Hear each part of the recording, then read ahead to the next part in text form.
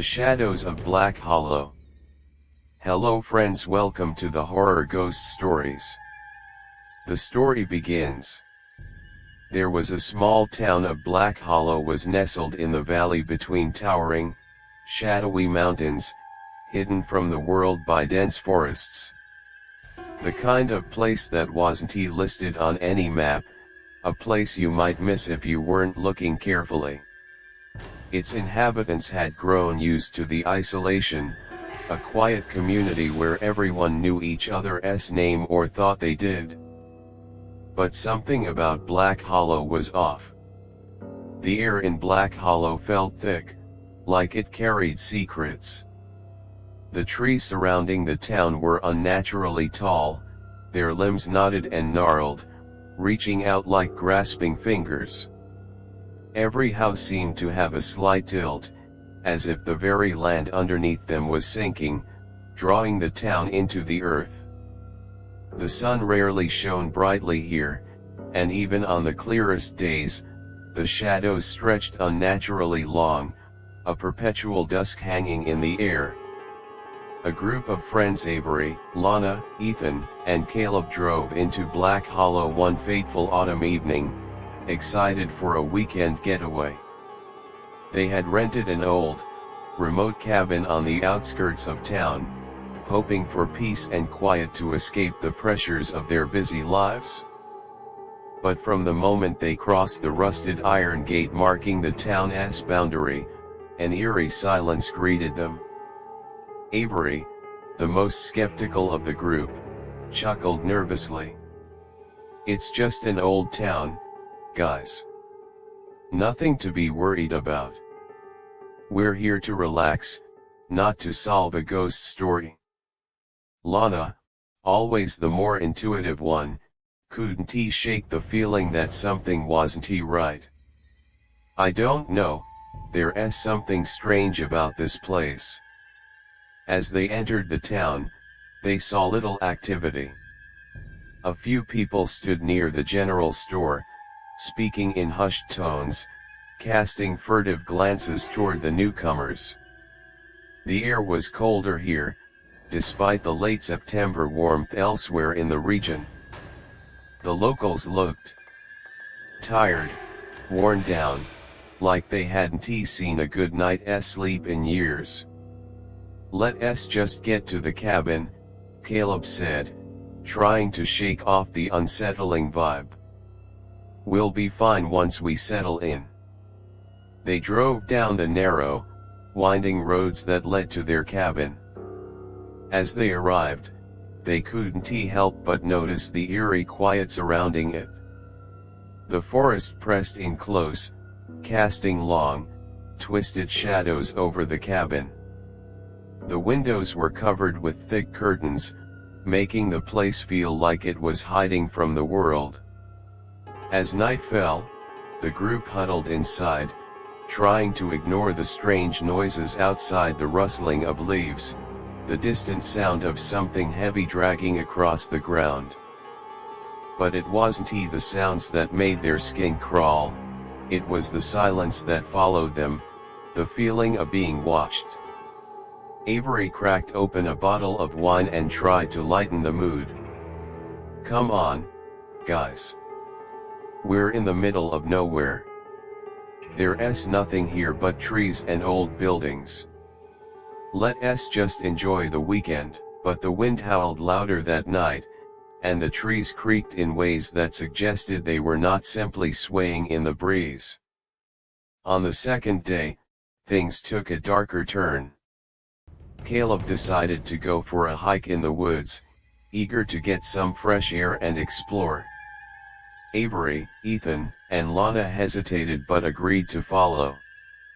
They trekked deep into the forest, where the trees seemed to close in around them. The further they went, the more oppressive the atmosphere became. The sounds of the outside world faded away, replaced by the heavy silence of the woods. Then, they heard a whisper. Soft, almost inaudible at first. It was as if the trees themselves were speaking. "Do you hear that?" Lana whispered, stopping dead in her tracks. "It's just the wind," Caleb replied, but even his voice trembled. But it wasn't the wind. The whispers grew louder, more distinct. It wasn't a language they could understand, but it was there, an unnerving, foreign cadence that seemed to call out to them. Ethan looked around, his heart racing. "We should head back." But as they turned to leave, the forest seemed to stretch out before them, the path they had come from no longer visible. The trees towered above them, blocking the sun and casting everything into a creeping twilight. And then, the shadows began to move. The darkness between the trees shifted, coiling like a living thing. Shapes twisted in the shadows, figures, indistinct but humanoid, emerging from the darkness. Their eyes gleamed faintly in the dim light. "We need to get out of here," Avery said, her voice rising in panic. But the shadows closed in, faster than they could move. Suddenly, the ground beneath their feet gave way, and they were plunged into a cavernous pit, falling into darkness. When they regained consciousness, they were no longer in the forest. They were in a place that felt ancient, a hollow where time seemed to have forgotten itself. The walls of the pit were lined with strange symbols, carved deep into the stone, glowing faintly with a sickly green light. The shadows had followed them into the pit, now swirling around them, whispering in voices that seemed to come from all directions. "You shouldn't have come," the shadows murmured. "Black Hollow is ours." Ethan tried to move, but the ground beneath him was slick with something cold and sticky, almost as if it was alive, writhing under his feet. The walls pulsed with a low, resonant hum, and the air was thick with the stench of decay. "We're trapped," Lana whispered, her face pale. "What are these things?" "They are the Hollow," a voice answered, cold and distorted. It came from a figure that emerged from the shadows, a tall, thin man dressed in tattered clothes. His face was gaunt, his eyes wide with madness. "They were here before you," he continued, his voice hollow and echoing. "And they will be here after you." As the man spoke, the shadows began to twist around him, taking shape, growing larger and more grotesque. They seemed to draw their form from the very darkness, their shapes becoming more and more horrific, fleshless creatures with hollow eyes and gaping mouths that echoed with terrible screams. "They feed on fear," the man said. "And you have brought plenty." The group looked around, panic creeping into their minds. They had to escape, but the shadows were everywhere, and the strange man's words echoed in their ears.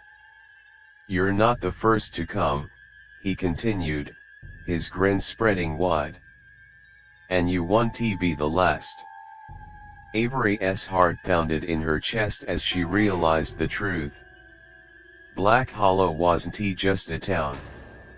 It was a place of ancient evil, a place where the darkness lived and fed, a place that never let its victims go. The group fought back, using whatever they could find to defend themselves.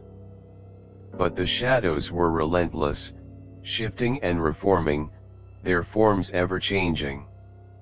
They would claw at their skin, their whispers filling their minds with thoughts of despair. Hours passed, or maybe days. Time had no meaning here. The shadows pressed in closer with each passing moment, and the group began to lose hope. But then, they heard something, a distant voice, calling their names. It was faint, but unmistakable. "Caleb. Ethan. Avery." Lana. It was a voice they recognized, someone from the town. A local, perhaps one of the few who had not succumbed to the Hollow's curse. Desperate, they followed the voice, pushing through the thick shadows, their bodies battered and exhausted. And then, at the edge of the hollow, they saw it, an opening, a sliver of light breaking through the oppressive darkness. With one final burst of energy, they rushed toward the light, escaping the endless shadows. And as they emerged, the hollow seemed to collapse behind them, the shadows dissipating into nothingness. They were free. Weeks passed since their harrowing escape, and the group tried to return to normal life. But Black Hollow was never far from their minds. No matter how hard they tried to ignore it, something tugged at the back of their consciousness, something dark, something that whispered in the silence of their sleep.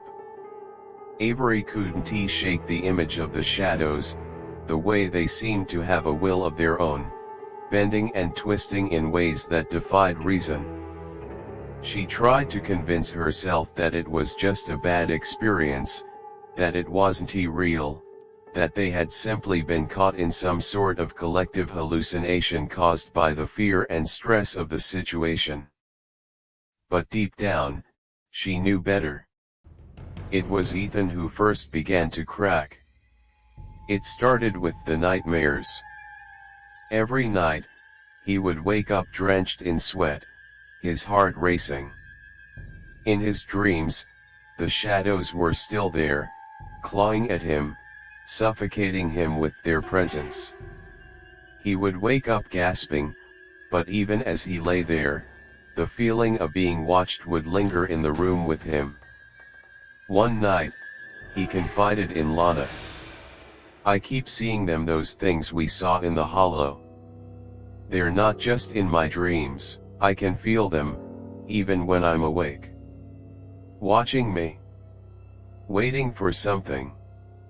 Lana, too, was struggling.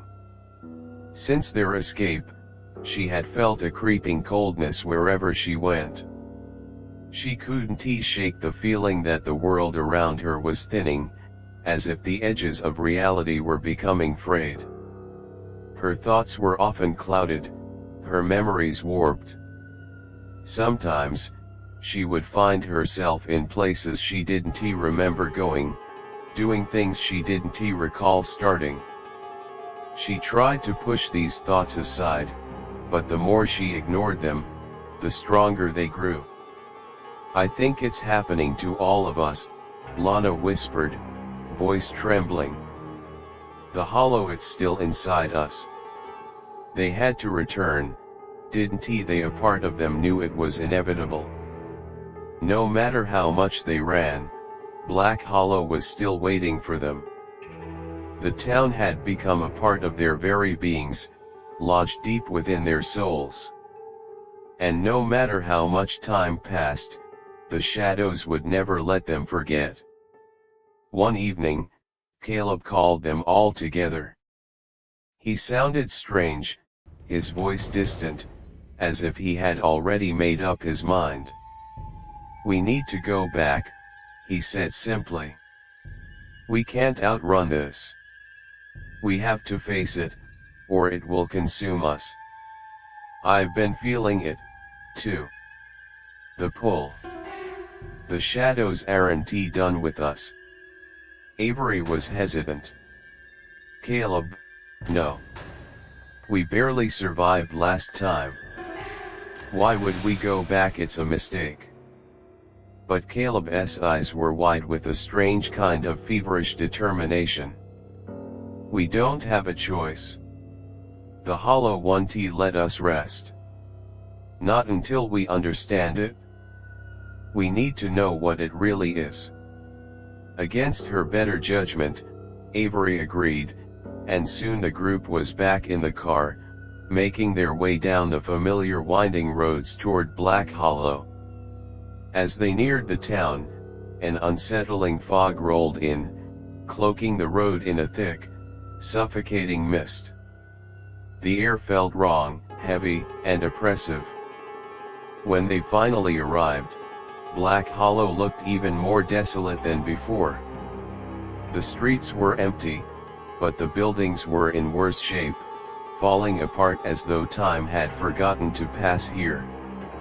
The ground was cracked, the trees twisted further than they had remembered. The town felt like it was decaying, rotting from the inside out.